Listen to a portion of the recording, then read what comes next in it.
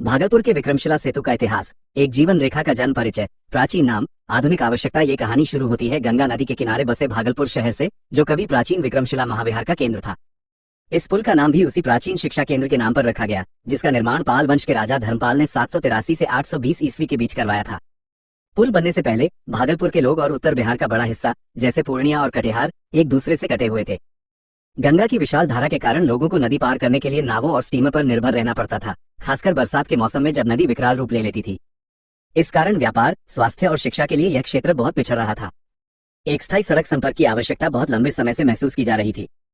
पहला अध्याय, नींव का पत्थर, 1990। इस आवश्यकता को समझते हुए पुल के निर्माण की प्रक्रिया शुरू हुई। 15 नवंबर 1990 का दिन था जब बिहार के तत्कालीन मुख्यमंत्री श्री लालू प्रसाद यादव ने इस महत्वपूर्ण पुल की नींव रखी। यह एक विशाल परियोजना थी जिसकी कल्पना गंगा नदी के ऊपर एक लंबी सड़क बनाने की थी। नींव रखे जाने के बाद भी परियोजना को पूरा होने में लगभग 1 दशक का समय लगा। भारत में पानी के ऊपर पुल बनाना हमेशा से एक जटिल और चुनौतीपूर्ण कार्य रहा है, जिसमें तकनीकी विशेषज्ञता और भारी लागत लगती है।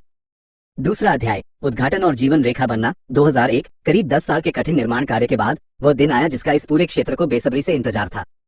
पुल का निर्माण कार्य 2001 में पूरा हुआ। 23 जुलाई 2001 को तत्कालीन मुख्यमंत्री श्रीमती राबड़ी देवी ने इस पुल का उद्घाटन किया। इस पुल के निर्माण पर उस समय लगभग 167.580 करोड़ रुपए की लागत आई थी। ये पुल लगभग 4.4 किलोमीटर या कुछ स्रोतों के अनुसार 4.7 किलोमीटर लंबा है, जिसमें 2 लेन का मार्ग और दोनों तरफ पैदल चलने वालों के लिए रास्ता है। इस पुल ने सचमुच में भागलपुर और उत्तर बिहार के बीच की दूरी को बहुत कम कर दिया। ये राष्ट्रीय राजमार्ग NH 80 और NH 31 को जोड़ता है। ये दक्षिण तट पर भागलपुर के बरारी घाट से शुरू होता है और उत्तर तट पर नवगछिया तक जाता है।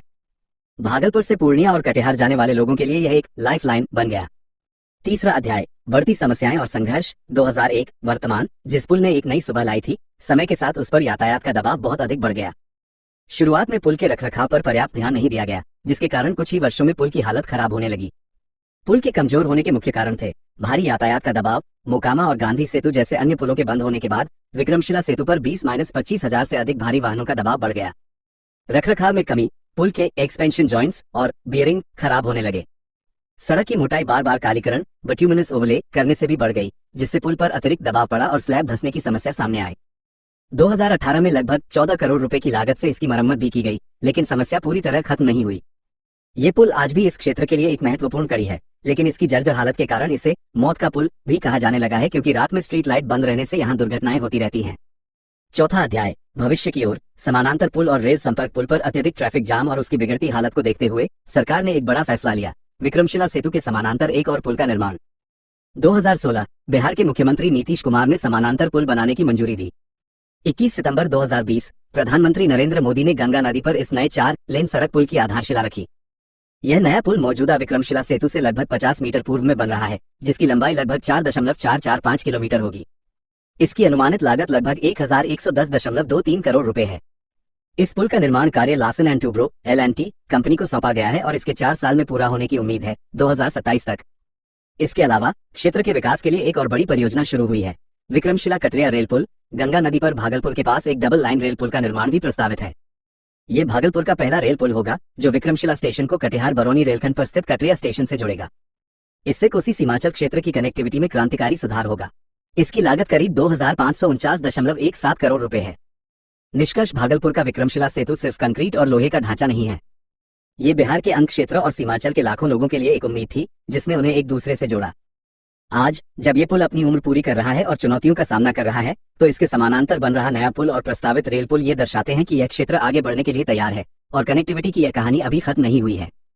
ये पुल बिहार के आर्थिक और सामाजिक विकास का एक जीता जागता प्रमाण है। भागलपुर के बारे में और भी बहुत कुछ है जो आपको जानना चाहिए। ये शहर केवल एक पुल के कारण नहीं, बल्कि अपने समृद्ध इतिहास, संस्कृति और खास पहचान के लिए जाना जाता है। ये रही भागलपुर की कहानी। 1. Silk city. भागलपुर की पहचान। भागलपुर की सबसे बड़ी पहचान है इसकी सिल्क, रेशम उद्योग। इसे प्यार से सिल्क सिटी कहा जाता है। तसर सिल्क, टुजा सिल्क। भागलपुर मुख्य रूप से अपने तसर सिल्क के लिए विश्व भर में प्रसिद्ध है। इस सिल्क की बनावट थोड़ी खुरदुरी और प्राकृतिक रूप से गोल्डन, सुनहरी होती है, जो इसे एक अनूठी पहचान देती है। भागलपुरी साड़ी। यहाँ की भागलपुरी सिल्क साड़ियाँ बहुत मशहूर हैं। कारीगर पीढ़ी दर पीढ़ी इस कला को संजोए हुए हैं। ये साड़ियाँ अपनी सुंदरता, टिकाऊपन और प्राकृतिक रंगाई के लिए जानी जाती हैं। व्यापार का केंद्र। सिल्क उद्योग ने भागलपुर को एक महत्वपूर्ण व्यापार केंद्र बना दिया है। 2. इतिहास का सुनहरा अध्याय। प्राचीन अंग महाजनपद। भागलपुर का इतिहास बहुत प्राचीन है और भारतीय इतिहास के स्वर्णिम पन्नों से जुड़ा हुआ है। अंग महाजनपद। प्राचीन काल में यह क्षेत्र अंग महाजनपद की राजधानी चंपा के पास स्थित था। अंग महाजनपद का उल्लेख महाभारत जैसे प्राचीन ग्रंथों में भी मिलता है। विक्रमशिला महाविहार। जैसा कि पुल के नाम से जाहिर है, भागलपुर से थोड़ी दूर पर ही महान विक्रमशिला विश्वविद्यालय के अवशेष हैं। ये पाल वंश के राजा धर्मपाल द्वारा स्थापित किया गया था और नालंदा के बाद बौद्ध शिक्षा का एक प्रमुख केंद्र था। 12वीं शताब्दी में बख्तियार खिलजी के आक्रमण से पहले यहाँ हजारों छात्र और शिक्षक रहते थे। पौराणिक कथाएं। भागलपुर के पास स्थित सुल्तानगंज को पौराणिक रूप से महत्वपूर्ण माना जाता है। यहाँ से श्रद्धालु गंगा का जल भरकर पैदल देवघर में स्थित बाबा वैद्यनाथ ज्योतिर्लिंग पर चढ़ाने जाते हैं, जिसे कांवड़ यात्रा या श्रावणी मेला कहते हैं। 3. दर्शनीय स्थल और प्राकृतिक सौंदर्य। भागलपुर गंगा नदी के किनारे बसा होने के कारण प्राकृतिक सुंदरता से भरपूर है और यहाँ कई महत्वपूर्ण स्थल हैं। डॉल्फिन अभयारण्य। Vikramshila Gangetic dolphin sanctuary. Bhagalpur के पास गंगा नदी में भारत का एकमात्र गंगा डॉल्फिन अभयारण्य स्थित है।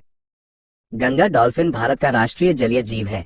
यह अभयारण्य इन लुप्तप्राय जीवों के संरक्षण के लिए एक महत्वपूर्ण प्रयास है।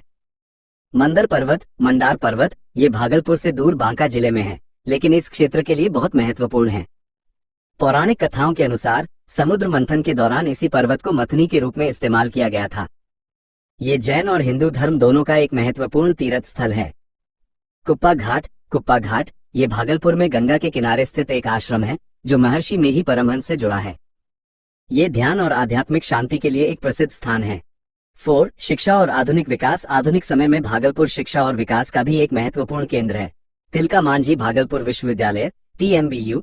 यह विश्वविद्यालय बिहार के सबसे पुराने और प्रमुख शिक्षण संस्थानों में से एक है, जो यहाँ उच्च शिक्षा का केंद्र है। आधुनिक इंफ्रास्ट्रक्चर। विक्रमशिला सेतु के समानांतर बन रहे नए 4 लेन पुल और प्रस्तावित रेल पुल के साथ भागलपुर तेजी से आधुनिक कनेक्टिविटी की ओर बढ़ रहा है, जिससे यहाँ के व्यापार और अर्थव्यवस्था को बहुत बढ़ावा मिलेगा। भागलपुर केवल एक शहर नहीं, बल्कि इतिहास, अध्यात्म और सिल्क के धागों से बुनी हुई एक जीवन संस्कृति है। इसे अंग क्षेत्र का हृदय माना जाता है। क्या आप भागलपुर के सिल्क उद्योग या प्राचीन विक्रमशिला महाविहार के बारे में और जानना? बिल्कुल। जैसा कि मैंने पहले बताया, विक्रमशिला महाविहार भागलपुर के इतिहास का एक बहुत ही गौरवशाली और महत्वपूर्ण हिस्सा है। आइए मैं आपको प्राचीन विक्रमशिला महाविहार के बारे में विस्तार से बताता हूँ। विक्रमशिला महाविहार। ज्ञान का एक महान केंद्र। विक्रमशिला महाविहार। विक्रमशिला महाविहार प्राचीन भारत में बौद्ध धर्म की शिक्षा का एक अद्भुत और विशाल केंद्र था, जो 8वीं शताब्दी से लेकर 13वीं शताब्दी की शुरुआत तक फलता फूलता रहा। 1. स्थापना और काल। संस्थापक। इसकी स्थापना पाल वंश के राजा धर्मपाल ने 783 ईस्वी से 820 ईस्वी के बीच करवाई थी। उद्देश्य। इसे नालंदा विश्वविद्यालय के साथ साथ बौद्ध धर्म, विशेषकर वज्रायन शाखा की शिक्षा का मुख्य केंद्र बनाने के लिए स्थापित किया गया था। स्थान। इसके अवशेष भागलपुर शहर से लगभग 50 किलोमीटर दूर कहलगांव के पास एंटीचक गांव में स्थित हैं। 2. महाविहार की विशालता और महत्व। विक्रमशिला शिक्षा के मामले में नालंदा से किसी भी तरह कम नहीं था। संरचना। महाविहार एक विशाल परिसर था, जिसमें एक बड़ा केंद्रीय स्तूप, कई मंदिर और लगभग 108 छोटे मंदिर थे। इसमें छात्रों और शिक्षकों के लिए आवास और अध्ययन कक्षों की एक लंबी श्रृंखला थी। इसकी चारदीवारी बहुत मजबूत थी। प्रशासन। इस महाविहार का संचालन एक एकादश सदस्यीय बोर्ड द्वारा किया जाता था। प्रवेश परीक्षा बहुत कठिन होती थी, जिसे पास करने के बाद ही यहाँ अध्ययन का मौका मिलता था। विश्वविद्यालय प्रमुख। यहाँ के विद्वान और प्रमुख आचार्य कई बार धर्मपाल या पाल शासकों के आध्यात्मिक गुरु भी हुआ करते थे।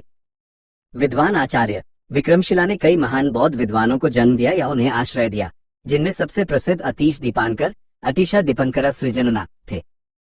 उन्होंने 11वीं शताब्दी में तिब्बत में बौद्ध धर्म के प्रचार प्रसार में महत्वपूर्ण भूमिका निभाई थी